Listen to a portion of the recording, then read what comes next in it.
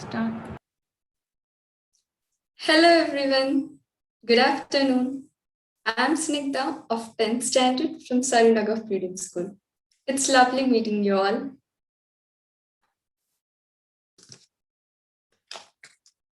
This is my dream house, which I drew back when I was in my 4th grade.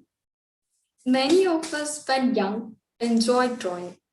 We used to draw the images of birds, animals, villages, and so many things. We use it to do images on back pages of our notebooks, on study desks, on the walls at home, in fact, on everything we could lay hands on. We use it to draw the images of birds, animals, villages, and so many things with spontaneous use of some geometrical shapes were expressing our ideas or feelings. What a lovely time that was. Some of these young, talented buds grew up into great architects who would design Burj Khalifa, the tallest structure in the world, using triaxial geometry. Or some would become the designers of beautiful landscapes. Or some would even turn out into great astronomers who use spherical geometry. Geometry is thus with us, it is around us, and it has many uses from basic to the advanced phenomena. It is omnipresent as there is geometric element in everything.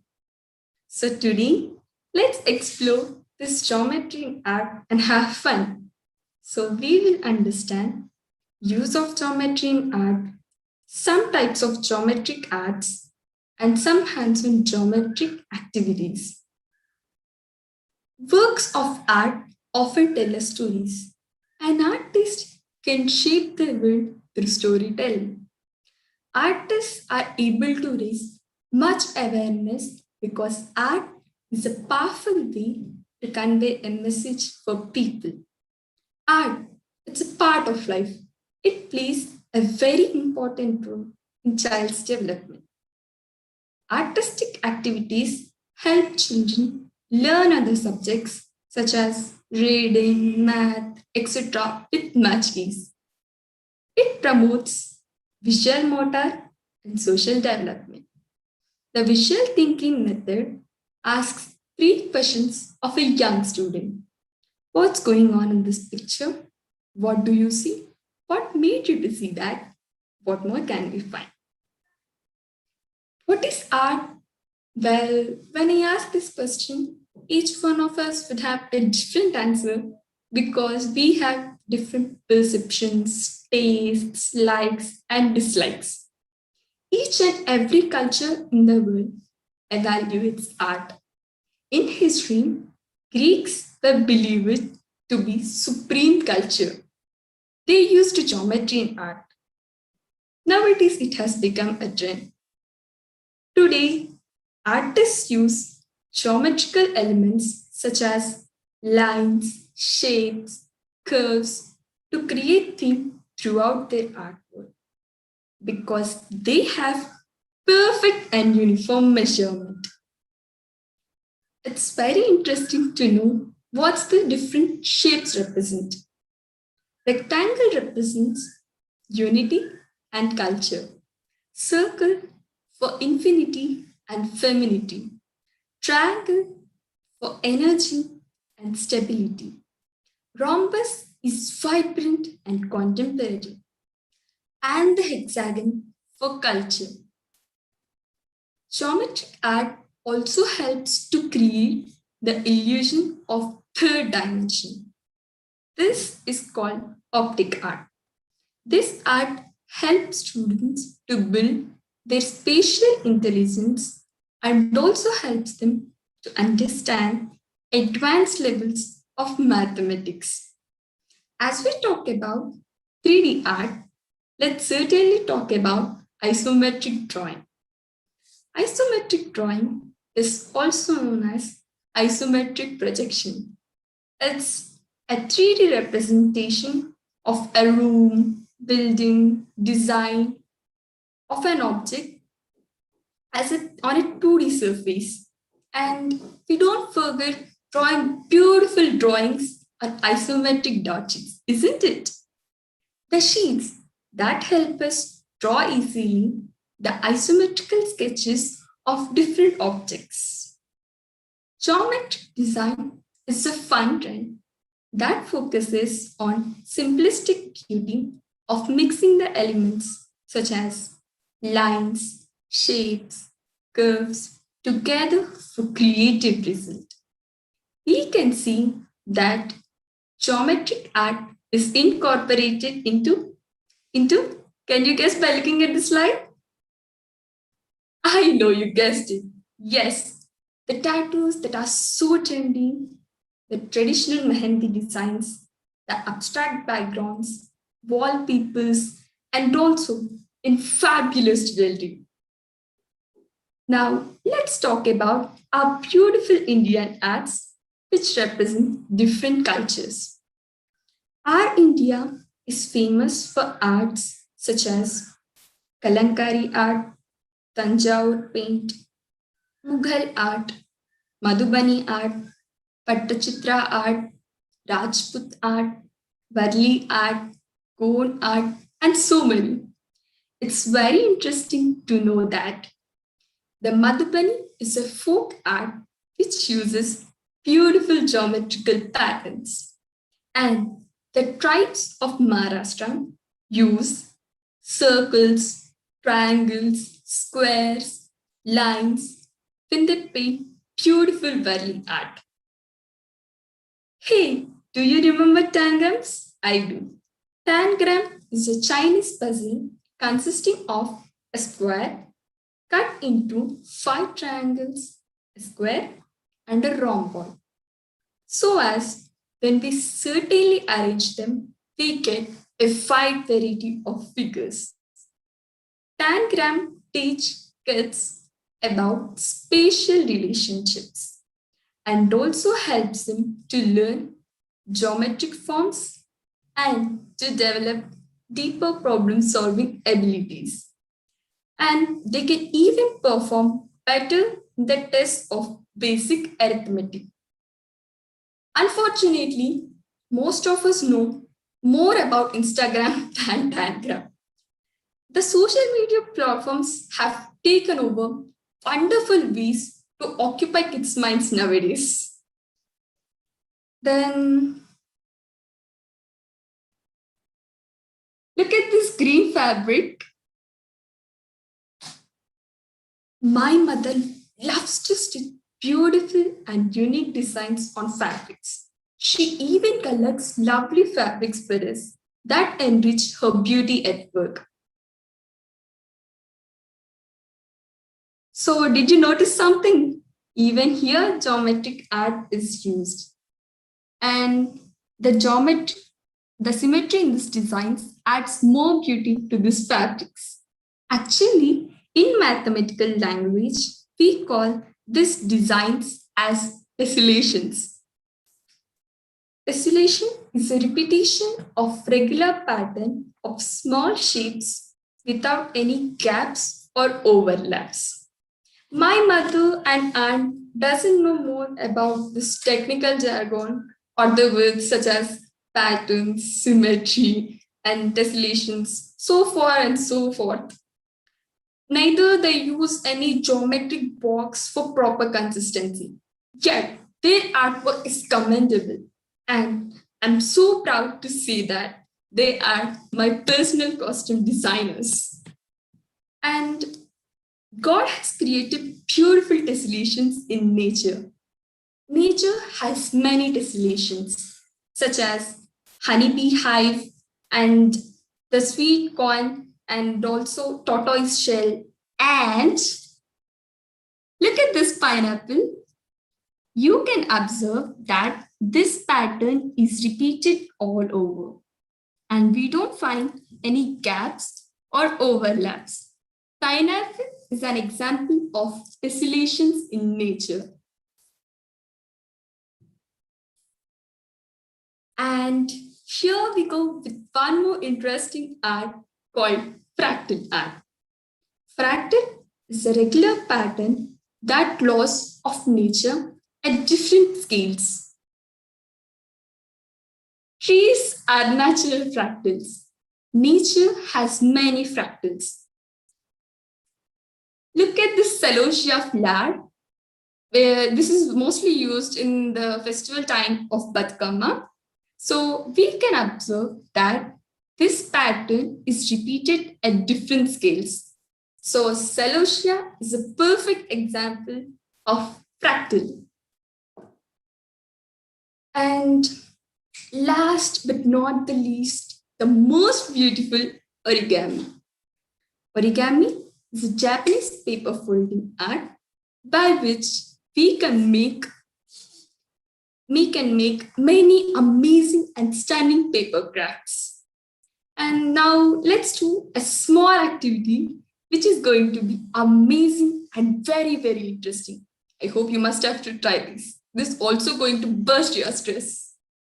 So take a piece of square sheet, which was in the square shape. Now fold it as I do. Fold it in this way and also in this way. And make both the folds thicker. Now open both the folds and make this fold thicker. Now bring this end of the paper to its center. And do the same with the other end too.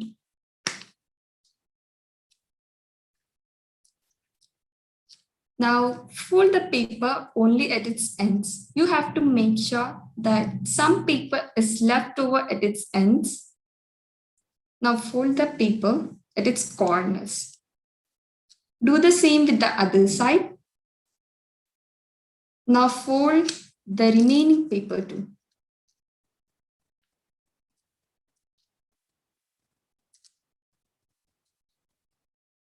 Now fold it in this way and flip it. So you have to get two openings here. Now make too many pixels. Now our pixels are ready. So when you make too many pixels and arrange them in a pattern, I'll also show you how we'll arrange them.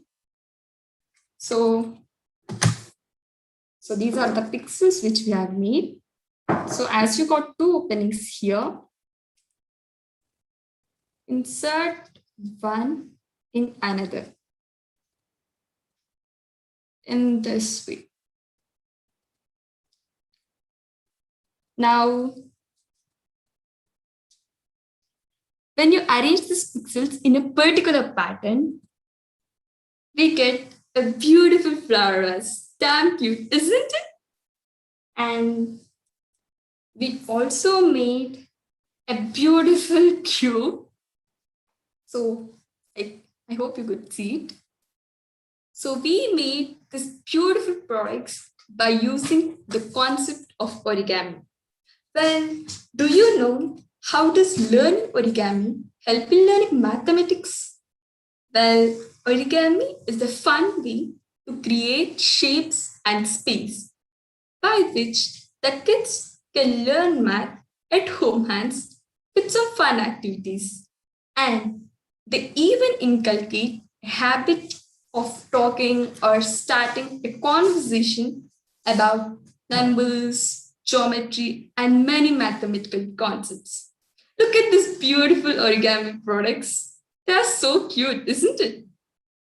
Okay, so this classical branch of mathematics has many practical uses from day-to-day life to the advanced levels of spectacles too.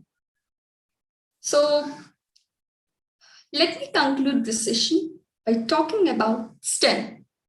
I guess you all know STEMs, right? Yes, science, technology, engineering, mathematics, and social studies. STEM is the most important part of our education, insisted by our secretary, Dr. R.S. Praveen Kumar sir, in our school curriculum. And we widely use geometry in the STEM projects we make. Look at these beautiful STEM projects. Amazing, isn't it? Okay, so let's quickly recap what we have learned. So we have discussed about use of geometry in art, some types of geometric arts such as fractal art, optic art, and in between. We also discussed about tessellations, diagrams, origami, stems, and so many. So, okay, guys, we had a beautiful session of geometric arts and explorations. Enjoy? Okay. Now, say me, is geometry math or art? Well, both. That's what we have discussed today in geometric arts and explorations.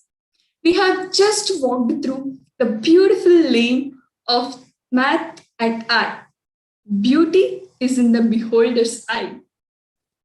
Now, shall we have a discussion about the topic?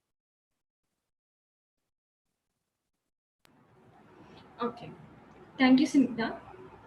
So I would like to ask that the pictures were so beautiful, like whatever you've put, and also the examples that you showed us were really, really nice. And so I would like to ask you that, um, like what kind of artists use these geometric shapes more? Geometry is used in many fields in all over the world, and math and art had a long historical relationship from 4th century BC. And sculptors, architects, interior designers, and origamists, and also the fabric designers use geometry in art. And even the cinematographers use geometry to communicate with the audience. Okay, thank you. And also, what are the basic shapes in this art? Basically, we use circle, triangle, rectangle, and square in the geometric art.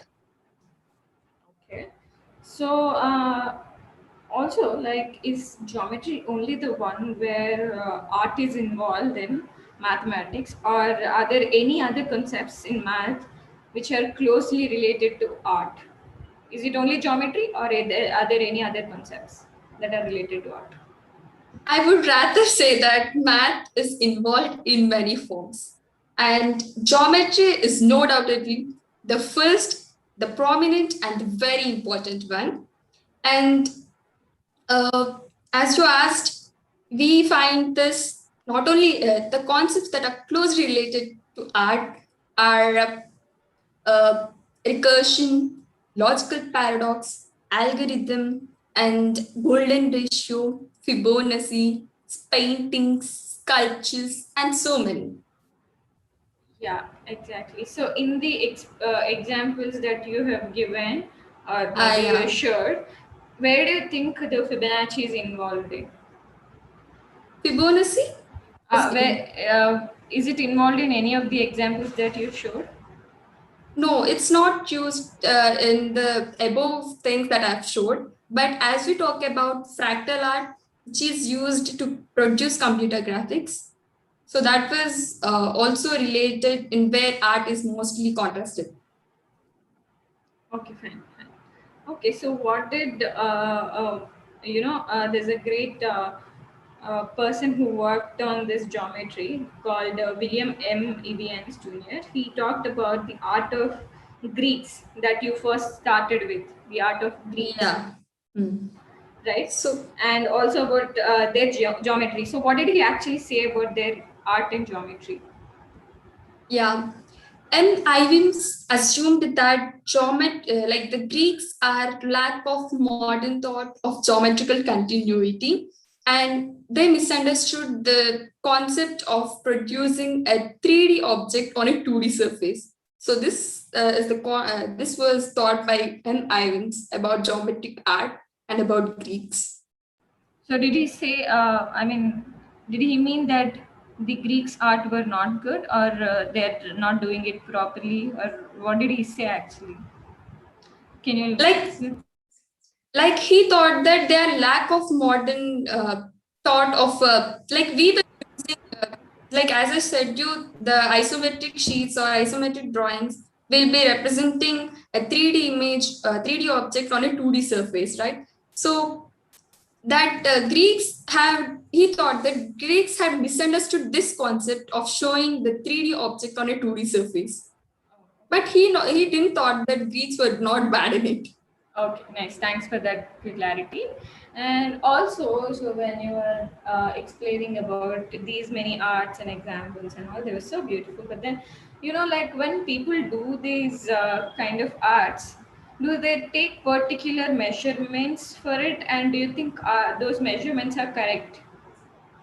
Yeah, a few people does it with proper measurement, but a few people like they don't follow a proper measurements. But yeah, there are a few like even some painters follow a proper geometrical measurements of like they follow a proper measurement when they paint the paintings. But a few will draw the abstract paintings without any measurement, yet their artwork is beautiful, right? So in this way we can say that yeah, even if some people follows proper measurement and does the craft, and some people doesn't follow the craft, we can't say that their artwork is not very good. Okay, so can we call that as a geometric art if they're not taking measurements? Yeah, if they use geometrical elements, then we could definitely call it as a geometric art. Okay, If if they use the elements, then we can call it geometric art. yeah, yeah, a few people knowingly or unknowingly they'll use geometric arts like geometrical shapes in their art. It is basically involved when they're doing it. Yeah, Okay. Yes. Thank you, that comes Snigdha. natural. Yeah. Yeah, Okay. Thank you so much, Snigdha. yeah. We are I'm done. so yeah. I'm so honored. Thank you, Ms. Srija. Thank you, Srija ma'am. Thank you so much. And I'm so honored to be a part of this wonderful super student program. And thank you so much to all my supporters and the organizing team of Super Student. Thank you all for being here. Bye bye.